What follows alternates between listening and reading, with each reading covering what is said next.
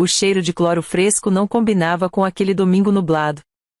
Ainda assim, ele invadia minhas narinas enquanto eu segurava o celular com força demais, tentando não deixar a voz da minha filha atravessar o viva-voz. Mãe, ela disse, hesitante, o violoncelo não está no quarto da vovó. O barulho distante de crianças gritando ecoava do outro lado da linha, misturado ao som metálico de algo sendo arrastado pelo quintal. Piscina, pensei. Sempre piscina. Como assim, Bianca? Perguntei, olhando para o chão da farmácia onde eu estava, entre uma prateleira de fraldas e outra de remédios genéricos. Eu procurei atrás da porta, embaixo da cama, até no armário onde eles guardam as toalhas velhas. Não está em lugar nenhum. Respirei fundo. O ar parecia pesado demais para entrar nos pulmões. Minha filha tinha 11 anos. Pequena para carregar um instrumento daquele tamanho, mas grande o suficiente para entender quando algo estava errado. O violoncelo não era só madeira, cordas e verniz antigo. Era a única coisa que ligava Bianca à bisavó Amélia, a única da família que nunca confundiu amor com controle. Fica calma, eu disse, sem acreditar totalmente nisso. Deve estar guardado em outro lugar. Ela ficou em silêncio por alguns segundos. Quando voltou a falar, sua voz estava mais baixa. Vovô disse que não era meu de verdade. Disse que instrumento antigo só dá problema. Meu estômago se contraiu. Saí da farmácia sem perceber. O atendente me chamou, mas eu não ouvi. Do lado de fora, o céu ameaçava chuva, e o trânsito da avenida parecia gritar junto comigo. Eu já volto, disse para Bianca. Não mexe em mais nada. Desliguei. Eu me chamo Humberta, tenho 38 anos, e naquele dia eu estava cansada demais para brigar, mas alerta como alguém que pressente que algo importante acabou de ser arrancado sem permissão. Sou restauradora de instrumentos de corda. Trabalho com mãos, paciência e silêncio. Passo dias inteiros recuperando sons que o tempo tentou apagar. Não fico rica com isso. Nunca fiquei. Mas aprendi cedo que certas coisas não têm preço, só história. O violoncelo da Bianca veio da bisavó Amélia 3 anos antes, numa tarde quente em que ela segurou a mão da minha filha e disse: Isso não é herança. É continuidade. Meus pais estavam presentes. Sorriram. Aplaudiram. Tiraram fotos. E, ainda assim, algo naquele sorriso sempre me incomodou. Entrei no carro e dirigi até a casa deles sem avisar. No portão, o som ficou mais claro. Gargalhadas. Água batendo. Música alta demais para um domingo à tarde. Quando estacionei, vi pela primeira vez o que antes só existia como rumor em conversas mal explicadas, uma piscina nova, grande demais para aquele quintal, cercada por espreguiçadeiras brancas ainda com etiquetas. Meus sobrinhos corriam de um lado para o outro, molhando quem estivesse perto. Minha irmã, Marina, estava sentada à sombra, óculos escuros, bebida colorida na mão, como se aquele cenário sempre tivesse existido. Humberta. Ela gritou, levantando a mão. Finalmente apareceu. Não respondi. Caminhei direto até meus pais, que estavam perto da churrasqueira. Minha mãe virou o rosto antes mesmo que eu falasse. Onde está o violoncelo da Bianca? Perguntei, sem rodeios. Meu pai pigarreou. Um som curto. Ensaiado. Não começa, Humberta. Onde está? Ó violoncelo. Minha mãe cruzou os braços. Aquele trambolho antigo? Aquilo não era adequado para uma criança. Além disso, estava ocupando espaço. O mundo pareceu desacelerar. Ocupando espaço onde? Perguntei. Ela apontou vagamente para dentro da casa, depois para a piscina. Precisávamos reorganizar as coisas. Foi uma decisão prática. Meu pai finalmente falou. Vendemos. A palavra caiu como algo pesado demais para o chão. Venderam, o quê? Perguntei, mesmo tendo entendido perfeitamente. O violoncelo, ele respondeu, rápido demais. Apareceu um comprador estrangeiro. Pagou bem. Minha irmã se aproximou, curiosa. Foi um ótimo negócio, Humberta. Você devia agradecer. As crianças estão amando a piscina. Quanto? Perguntei. Minha mãe respirou fundo, como quem se cansa de explicar o óbvio. $87.000. Por um segundo, achei que fosse rir. Não ri. Vocês venderam um presente da bisavó da minha filha, sem autorização, e usaram o dinheiro para construir uma piscina que não é minha, nem da Bianca. Família é assim, Marina disse, dando de ombros. Todo mundo usa, todo mundo ganha. Olhei em volta. Ninguém me olhava de verdade. Todos estavam ocupados demais celebrando algo que não lhes pertencia. Onde está a vovó Amélia? Perguntei. Minha mãe apontou para dentro da casa. No quarto. Descansando. Entrei sem pedir licença. Amélia estava sentada na poltrona antiga, a mesma onde costumava ouvir Bianca tocar. Quando me viu, sorriu. Um sorriso tranquilo, quase divertido. Eles venderam, não venderam? Ela perguntou, antes que eu dissesse qualquer coisa. Assenti. Ela não chorou. Não suspirou. Apenas apoiou as mãos no colo e disse, com uma calma que me arrepiou. Esse violoncelo nunca foi realmente deles. Era um teste. Teste? Perguntei. Ela sorriu um pouco mais. Para ver quem confundia posse com direito. Levantei devagar. E agora? Ela se inclinou para a frente, os olhos brilhando como quem sabe exatamente o que está fazendo. Agora, Humberta, a música muda. Lá fora, ouvi o som de água espirrando com mais força. Gargalhadas altas demais. Uma piscina construída com algo que jamais deveria ter sido vendido. E, pela primeira vez naquele dia, eu sorri. Não de alegria, mas de certeza. Voltei para casa naquela noite com a sensação estranha de estar andando para trás enquanto todo mundo parecia correr para frente, direto para o erro. Bianca estava sentada no sofá, abraçando a capa vazia do violoncelo como se ainda houvesse algo dentro.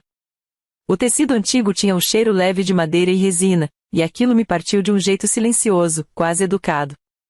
Eles disseram que venderam porque era perigoso, ela comentou, sem me olhar.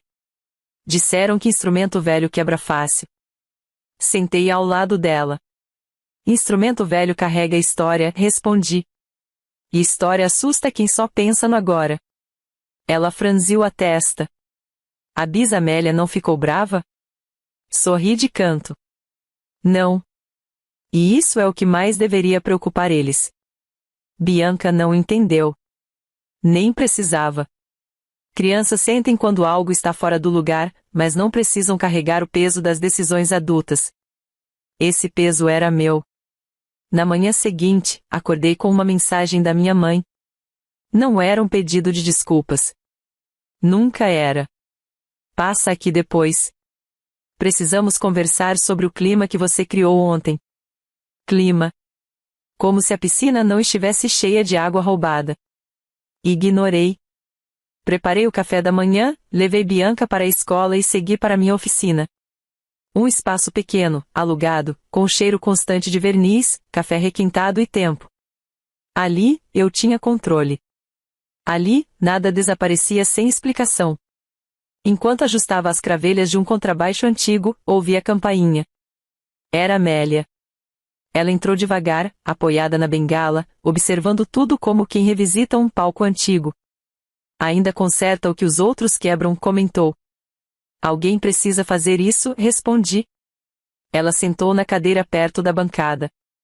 Seus pais acham que ganharam, disse, sem rodeios. Sua irmã acha que foi esperta. E as crianças, bem, as crianças só querem pular na água. E a senhora? Perguntei. Ela sorriu. Eu só observo. Fiquei em silêncio, esperando. Amélia nunca falava demais. Cada palavra dela vinha com intenção. Quando dei o violoncelo para Bianca, continuou, deixei tudo registrado. Não em cartório comum. Em cláusulas que ninguém lê porque acha que não precisa. Meu coração acelerou, mas mantive a expressão neutra. Que tipo de cláusulas? Do tipo que define que certos bens não podem ser vendidos sem consentimento direto do beneficiário original ou do responsável legal. Ela me olhou. Você. Fechei os olhos por um segundo. Não de alívio. De foco. Então eles cometeram um erro. Não corrigiu. Eles cometeram vários. Esse foi só o primeiro documentado. Naquela tarde, recebi outra mensagem. Agora da Marina. Você está exagerando. A piscina já está pronta. Para de drama. Drama. Curioso como chamam de drama quando a consequência ainda não chegou. Os dias seguintes foram uma sequência quase cômica de pequenos sinais. A piscina começou a dar problemas. Vazamentos leves. Um barulho estranho no filtro. Meu pai reclamava do custo da manutenção como se aquilo não tivesse sido construído com dinheiro que nunca foi deles. Você entende dessas coisas? Ele perguntou uma noite, tentando soar casual. Entendo de instrumentos, respondi. Piscinas não emitem som quando estão prestes a desmoronar. Só avisam depois. Minha mãe revirou os olhos. Você sempre foi amarga. Sorri. Não. Só observadora. Enquanto isso, Bianca começou a ter dificuldade para dormir. Sentia falta do som, da rotina, da sensação de pertencimento que o violoncelo trazia. Mãe, ela disse uma noite. Parece que arrancaram um pedaço meu. Segurei o rosto dela com cuidado. Não arrancaram. Só tentaram esconder. E tudo que tentam esconder acaba aparecendo maior depois. Ela acreditou. Porque crianças acreditam quando os adultos falam a verdade. Na semana seguinte, Amélia pediu que todos se reunissem para um almoço. Disse que queria ver a família unida. Meus pais ficaram animados. Marina ficou desconfiada, mas apareceu. Piscina cheia. Churrasco pronto. Cenário perfeito para quem não percebe a própria ironia. Durante a sobremesa, Amélia bateu levemente a colher no copo. Quero agradecer, começou, pelo esforço que vocês fazem para manter essa família. Interessante. Meu pai sorriu, vaidoso. Fazemos o que podemos. Ela inclinou a cabeça. Eu sei. Por isso decidi revisar alguns documentos antigos. Coisas que estavam paradas. O sorriso dele travou. Documentos? Sim. Bens. Doações. Presentes. Especialmente os que envolvem menores. Minha mãe apertou o guardanapo com força. Amélia, isso não é necessário. Para mim é, respondeu ela, calma. Porque percebi que algumas pessoas confundiram cuidado com posse. Olhou diretamente para Marina. E posse com oportunidade. O silêncio que se seguiu foi delicioso. Não porque alguém estava sendo humilhado, mas porque todos perceberam, ao mesmo tempo, que tinham pulado etapas demais. Amélia se levantou com dificuldade. Não se preocupem. Ainda não terminei. Ainda. Naquele instante, entendi que a piscina não era o centro da história. Era apenas o começo do afundamento. E, pela primeira vez desde tudo aquilo, dormi em paz. Sabendo que ninguém que constrói algo em cima do erro sustenta por muito tempo. Existe um momento em que o erro deixa de ser invisível. Ele não explode. Não faz barulho. Não chama atenção. Ele apenas começa a custar. Foi assim com a piscina. Primeiro, pequenas coisas. A bomba queimou. O filtro travou. A água ficou turva. Meu pai passou a reclamar do consumo, das contas, da manutenção, dos produtos químicos. Sempre reclamando, nunca assumindo. Essa piscina é um ralo de dinheiro, ele disse uma noite, na sala. Minha mãe respondeu sem levantar os olhos do celular. Mas todo mundo vê. Isso é status. Status. Construído sobre algo que nunca foi deles. Enquanto isso, Bianca começou a mudar. Não de forma barulhenta. De forma silenciosa. Ficou mais introspectiva. Parou de falar do violoncelo, o que era ainda mais preocupante do que falar. Ela não pedia outro. Não reclamava. Não chorava. Ela simplesmente se calava. E o silêncio dela pesava mais do que qualquer discussão. Mãe, ela disse uma tarde, enquanto eu organizava ferramentas na oficina, se algo importante pode ser vendido assim, sem ninguém perguntar, como a gente sabe o que é nosso de verdade? A pergunta não era infantil. Era profunda demais para 11 anos. A gente sabe pelo que não aceita perder, respondi. Ela pensou por alguns segundos. Então eles nunca aceitaram perder nada. Sorri com tristeza. Exatamente. Naquela mesma semana, recebi um e-mail. Não de advogado. Não de cartório. De uma instituição cultural internacional. Um contato que eu conhecia vagamente por causa do meu trabalho com restauração. Recebemos um instrumento com documentação incompleta. Existe possível conflito de origem e titularidade. Solicitamos contato. Meu corpo inteiro entrou em alerta. O violoncelo não tinha desaparecido no mundo. Ele tinha entrado num sistema que não perdoa erro de origem. Liguei para Amélia imediatamente. Começou, foi tudo o que eu disse. Ela respondeu com calma. Eu sei. Como? Porque esse tipo de coisa sempre começa pelo lugar mais óbvio. Quem compra sem verificar, também vende sem pensar. Naquela noite, meus pais me ligaram. Você tem alguma coisa a ver com isso? Minha mãe perguntou, sem introdução. Com o quê? Respondi. Com essa confusão do instrumento, meu pai disse. Estão ligando. Fazendo perguntas. Pedindo documentos. Eu não vendi nada, respondi. Logo, não tenho nada a ver com a venda. Silêncio. Humberta, minha mãe disse, mudando o tom, isso está ficando sério. Sempre foi, respondi. Vocês só começaram a sentir agora. Marina entrou na linha. Você quer destruir a família? Sorri. Não. Só não quero ser cúmplice da mentira. Ela desligou. No dia seguinte, Amélia pediu novamente uma reunião. Agora, sem festa. Sem piscina. Sem música. Só mesa, cadeiras e tensão. Ela colocou uma pasta sobre a mesa. Aqui estão registros de doações, transferências e cláusulas antigas, disse. Inclusive a do violoncelo. Meu pai tentou interromper. Isso é exagero. Ela levantou a mão. Não. Isso é consequência. Abriu um documento.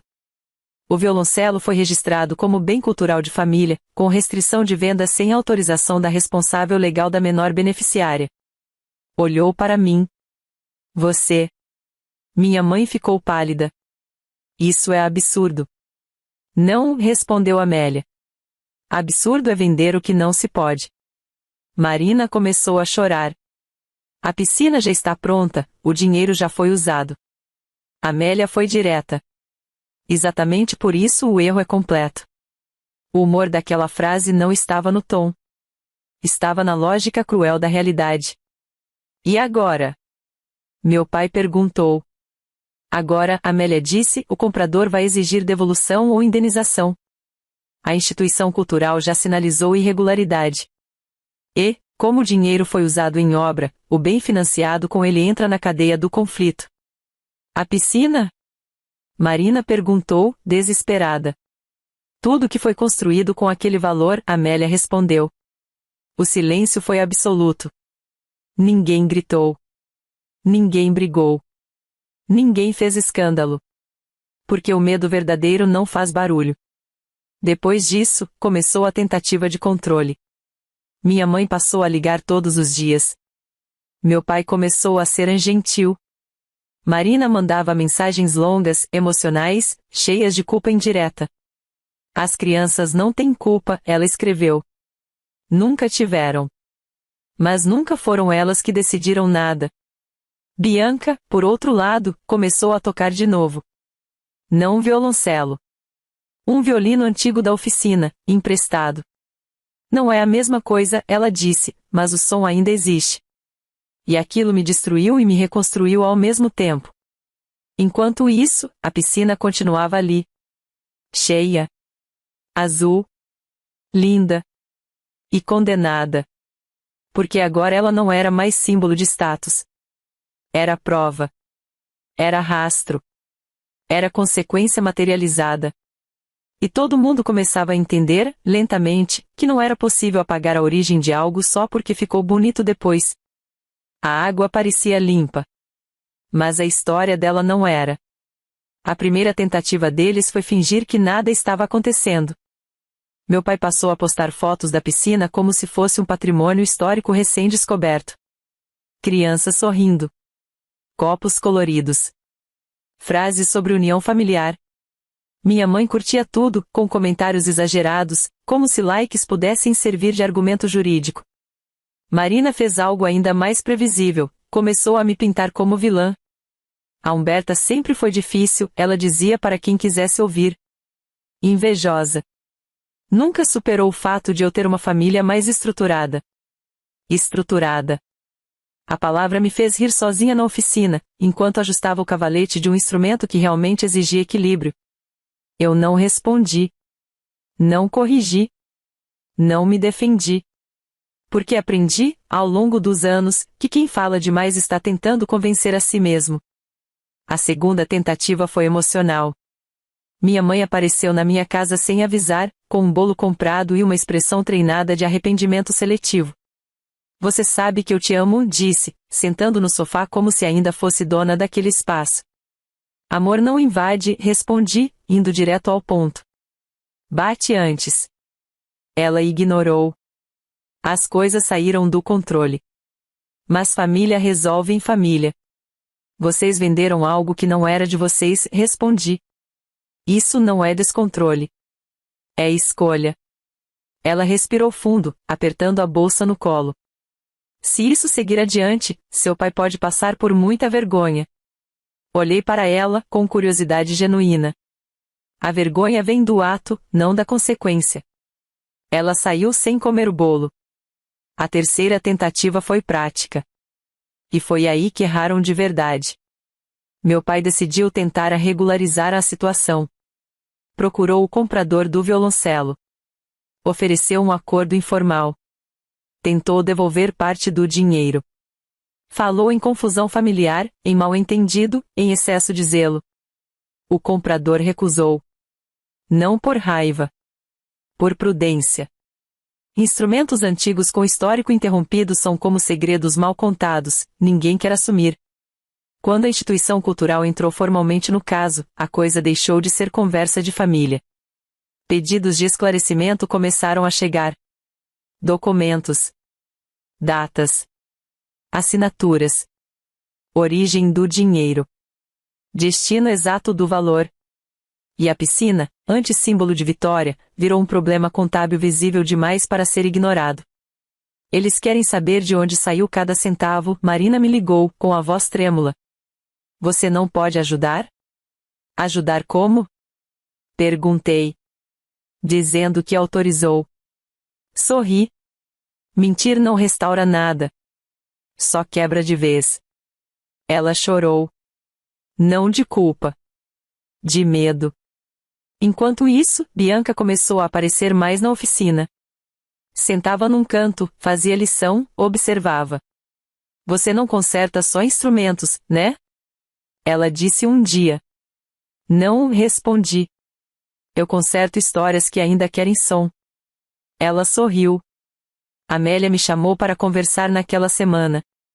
Pela primeira vez, não foi na oficina. Foi na biblioteca antiga do bairro, onde o cheiro de papel velho misturava silêncio e paciência. Agora você precisa decidir, disse ela, depois de um tempo. Se quer apenas reagir, ou conduzir. Conduzir o quê? Perguntei. O fim. Ela deslizou um envelope pela mesa. Aqui está a documentação completa. Não só do violoncelo, mas de outros bens que observei ao longo dos anos, sendo usados como se não tivessem origem. A senhora sempre soube? Perguntei. Ela assentiu. Sempre observei. Mas só ajo quando alguém cruza uma linha que envolve criança. O peso daquilo caiu sobre mim como responsabilidade, não como poder. Eu não quero destruir ninguém, disse. Ela sorriu. Quem escolheu o caminho da destruição não foi você. Naquela noite, sentei com Bianca à mesa. Algumas coisas vão mudar, expliquei. Talvez a gente fique um pouco mais distante da família por um tempo. Tudo bem, ela respondeu. Às vezes, distância é o jeito mais educado de ouvir a verdade. 11 anos. E mais lúcida do que metade dos adultos envolvidos. No dia seguinte, enviei os documentos. Não para humilhar. Não para expor. Para encerrar. Meu pai me ligou poucas horas depois. Você sempre quis isso, disse, amargo. Sempre quis nos ver cair. Respirei fundo. Não. Eu só quis que parassem de subir pisando no que não era de vocês. Ele desligou. A piscina começou a ser esvaziada naquela mesma semana. Não por decisão consciente. Por necessidade técnica. Parte da estrutura precisava ser avaliada, medida, documentada. Água indo embora. Barulho oco. Concreto aparecendo. E, curiosamente, quanto mais a água baixava, mais claras ficavam as rachaduras. Naquele momento, entendi algo essencial. Eles não estavam caindo porque eu empurrei. Estavam caindo porque construíram rápido demais, sobre algo que nunca foi sólido. E ainda faltava o último ato. A água terminou de escorrer numa manhã silenciosa, sem plateia. Não houve briga. Não houve discurso. Não houve postagem. A piscina ficou vazia porque precisava ficar vazia. Técnicos mediram, fotografaram, anotaram. Cada rachadura virou linha em relatório. Cada nota fiscal virou pergunta. O concreto exposto parecia cansado de sustentar uma mentira grande demais. Meu pai assistiu de longe, mãos nos bolsos, postura de quem finalmente entendeu que não adiantava mais falar. Minha mãe não apareceu. Marina apareceu só para reclamar. As crianças estão arrasadas, disse, tentando transformar consequência em chantagem emocional. Crianças se adaptam, respondi. Adultos é que insistem em negar. Ela não respondeu. Na semana seguinte, a decisão formal chegou. Nada teatral. Nada exagerado. Apenas lógica. O comprador do violoncelo exigiu a reversão do negócio por irregularidade de origem. A instituição cultural recusou qualquer mediação informal. O valor pago precisaria ser devolvido integralmente, com ajustes contratuais. Como o dinheiro havia sido usado em obra fixa, o bem construído entrou como lastro parcial da devolução. Traduzindo, a piscina nunca foi deles. Não houve confisco espetacular. Houve cálculo. Avaliação. Compensação. Parte da estrutura foi desmontada. Outra parte, inutilizada. O quintal voltou a ser quintal, só que agora com marcas claras de um erro caro. Meu pai tentou negociar. Não dá para resolver isso discretamente? Perguntou, numa ligação curta. Já está resolvido, respondi. Do jeito que tinha que ser. Ele desligou sem se despedir. Minha mãe me mandou uma mensagem dias depois. Curta. Ensaiada. Talvez tenhamos exagerado. Talvez. Marina parou de falar comigo. Disse às pessoas que eu escolhi documentos em vez de sangue. Curiosamente, ninguém que repetia isso se ofereceu para assumir os custos do erro dela. Amélia veio me ver numa tarde tranquila, trazendo uma caixa simples, sem enfeite. Agora sim, disse, colocando-a sobre a bancada da oficina. Abri devagar. O violoncelo estava ali. Não intacto. Não perfeito. Mas inteiro no que importava. O verniz tinha marcas. As cordas precisavam de ajuste. A alma estava fora do lugar. Nada irreversível. Nada que o tempo e o cuidado não resolvessem. O som volta? Perguntei. Amélia sorriu. O som nunca foi embora. Só estava esperando mãos certas. Passei semanas restaurando aquele instrumento com Bianca ao meu lado. Expliquei cada etapa. Cada escolha. Cada espera. Por que não faz tudo de uma vez? Ela perguntou. Porque nada que importa volta rápido, respondi. No dia em que o violoncelo ficou pronto, levei Bianca para a sala pequena da oficina. Fechei a porta. Ajustei a cadeira. Entreguei o arco. Ela respirou fundo antes de tocar. A primeira nota saiu trêmula. A segunda, firme. A terceira, cheia. Não era só música. Era pertencimento restaurado. Bianca sorriu com os olhos marejados. Parece que ele me reconheceu. Por que reconheceu? Respondi. Naquele mesmo mês, formalizei algo que vinha amadurecendo havia anos. Ampliei a oficina. Não com empréstimo. Não com pressa. Com planejamento. Comecei a oferecer aulas de manutenção básica para jovens músicos. Bianca ajudava. Amélia observava. Você venceu, ela disse um dia, sentada no canto. Não, respondi. Eu só parei de permitir. Meus pais venderam o que restava da ilusão de controle. Ajustaram a vida ao tamanho real das escolhas que fizeram. Nunca pediram desculpas completas. Nunca reconheceram tudo. Mas aprenderam algo que antes ignoravam: nem tudo que se pega pode ser segurado. Marina se mudou meses depois. Disse que precisava recomeçar. Talvez precise mesmo. Recomeços só funcionam quando não carregam um erro como bagagem invisível. E eu? Eu segui. Com Bianca tocando. Com a oficina cheia de som.